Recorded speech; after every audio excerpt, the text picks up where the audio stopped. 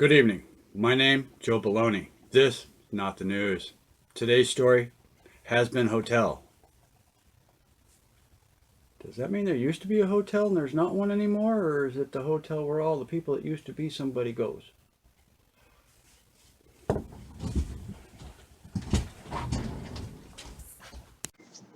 Hello people of the internet, welcome to another video where today Hazbin Hotel. It has been a really crazy thing. Yes, I have watched music from it. I've watched the the the pilot episode, and I've watched Hell Boss, and I just gotta say that the things that it's up against is crazy, but it has been a big thing on the internet for a while, or on social medias. So why not make a video about it? So here it is. Here is my video on Hazbin Hotel, because everyone else has done it. So why can't I?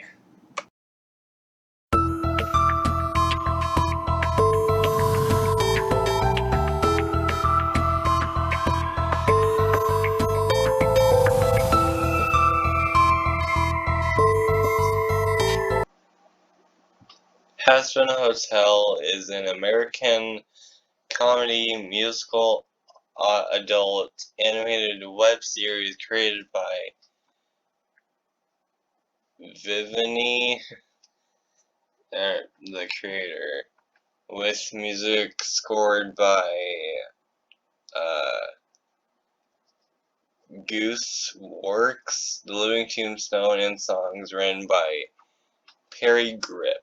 The the the pilot episode, That's Entertainment, was released on October 28th, 2019. Uh, on August 7th, 2020, it was announced uh, that Hazbin Hotel has officially been picked up for a TV series by A24.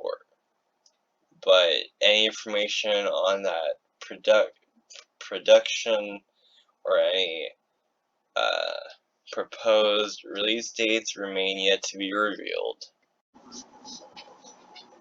The series focuses on Charlie, the Princess of Hell, and her quest to open a hotel for rehabilitating demons.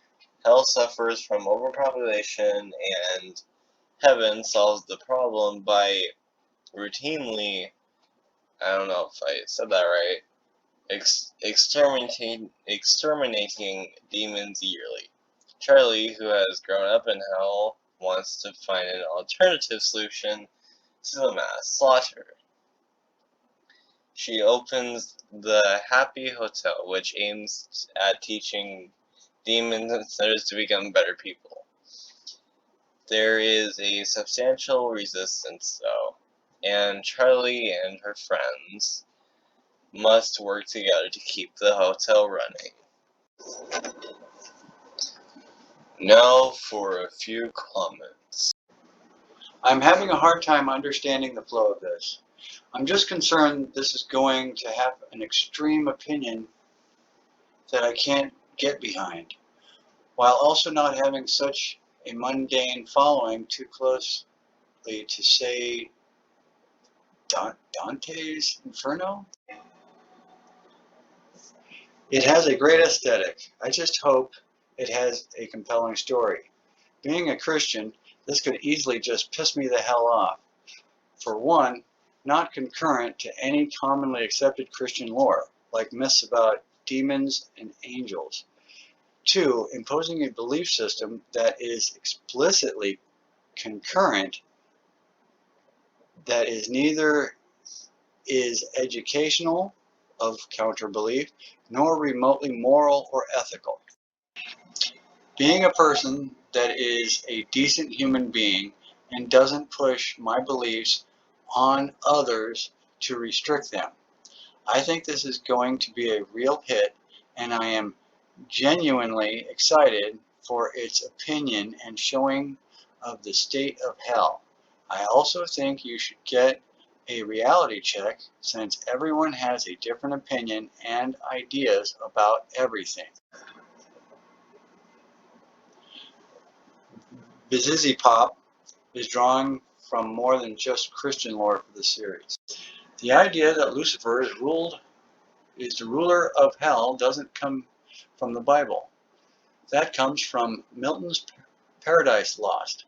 She threw Dante's Divine Comedy in there as well, with Katie Killjoy's reference to the Nine Circles. The idea of hell itself as a place of eternal torment ruled over by Satan isn't in the Bible. The Bible has very little to say about hell or even heaven for that matter. Lilith comes from Jewish folklore. She was Adam's first wife in Eden, who rejected being subordinate to him. She invoked the true name of God and flew off. God sent 3 angels to bring her back, but she refused. God then formed Eve out of Adam's rib, rather than the same dust from which Adam was formed, thus making Eve subservient to Adam. Lilith became the mother of demons. As there is no detailed Christian lore regarding heaven or hell, writers have been playing with the concepts in all kinds of creative ways. Just look at the show The Good Place.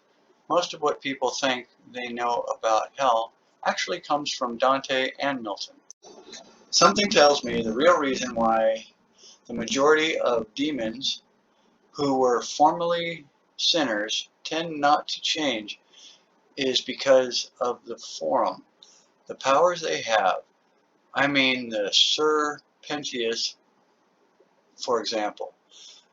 Look at him. All snakes, claws, the vast intelligence of creating machines. I mean, who wants to give that up? It seems to me he knows how to flight as well. Even the demon that was voiced by James Monroe, the form of the mighty beast, and the freedom to do anything. You can imagine being a deity if you own of your own imagine, and you look back to the life they had, and you don't have much significance in their lives. I kind of feel bad for all of them, but still, even the ones that look like animals, inanimate objects, you can imagine his burning life without a little excitement, just free to do whatever they want. I think that's the reason they don't want to change. If they cross over, then they'll have to give up their powerful forum, the have, and just be what they used to be, that don't accomplish, fulfill anything. I'm sure that the concept of reformation in HH will be similar to that of the Bibles, considering that in order to reform, you must first of all let go of everything, which is extremely difficult for the demons to do, just the same as it is for us humans. And yes, who would want to give up such power for all for true freedom? This is when I really want to know where the Busy Pop will direct the story to. A good ending or a bad ending. And the thought of it, I think both sides of those possible ending sequences are expected by separate halves of the HH fandom. This is a non-canon response. The common theme in various myths, legends, and RPGs is that if a demon or other celestial being is killed on earth, then it is banished back to hell for a period of time, usually a century and a day. However, you should kill that being on its home plane, hell in this case. Then the being's spirit/soul is permanently destroyed. As such, killing the souls of the damned in hell itself would result in their permanent destruction, since there's no next step or afterlife that we know of. Beyond heaven and hell, simply oblivion. The lore of the show states that the weapons carried by the exterminators are the only things that can kill a demon permanently. Vaggie calls this being erased. Those exterminator weapons left behind after the purges are collected and sold on Hell's black market. Right now, it's known that it'll only be available on YouTube. However, they mentioned pitching the pilot to some studios. Hazbin Hotel isn't meant for CN or Disney audiences, since it might have references to drugs, alcohol, sex, demonic imagery, etc. I'm a little confused. So Charlie wants to open a hotel that rehabilitates sinners who are humans turned into demons after their deaths from not having a good conscience. So the real purpose of Charlie is to make the program to make demons into angels and ascend them to heaven for a new way of resting in peace? Can someone answer this, please? Okay, so I just want to say before the outro, or the transcription outro, my dad actually read everything from the website and the script. So if you think it's him, it's not. He's not the one that said all those things. If you got offended somehow or whatever, don't be. But yeah. Actually, if you feel like being offended, you're completely welcome to. You do have the freedom to do that just as much as everybody had the freedom to write these comments.